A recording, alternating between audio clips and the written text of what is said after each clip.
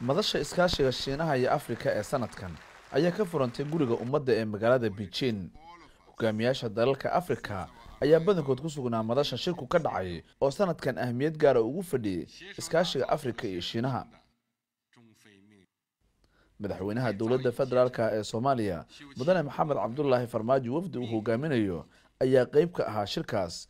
wasiirka arrimaha dibadda ee xukuumadda federaalka ah Axmed Ciise Cawad ayaa shirkaas kadib waxa uu sheegay in Soomaaliya ay qorsheynayso inay ka mid noqoto dalalka sanadaha soo socda ka faa'iideysta maalgelinta cusub ee ay dowladda Shiinuhu ku dhawaaqday. shirkii maanta furmay wuxuu ahaa shirkii dalalka madaxda Afrika iyo China ay iskaashiga labada dal ka dhaxeeya oo saddexdii sanaba mar la kulmo ay ku kulmayeen ayuu ahaa. saddexdii sano la soo dhaafay 60 bilyan oo dollar ayay China ku kharash gareysay Afrika horumarinteeda iyadoo danaynaysa iskaashigaas iyo in Afrika dhaqaalaheedu uu soo xoogsado 10 dhinac iyadoo culays ka saaraysa. shirka maanta furmay wuxuu daba socdaa kaas. waxaa marka kan sidoo kaleeto ay China ay ku dhawaaqday madaxweyne Xi Jinping in uu markana Afrika China ay gelinayso 60 bilyan oo dollar saddexda sano soo socota.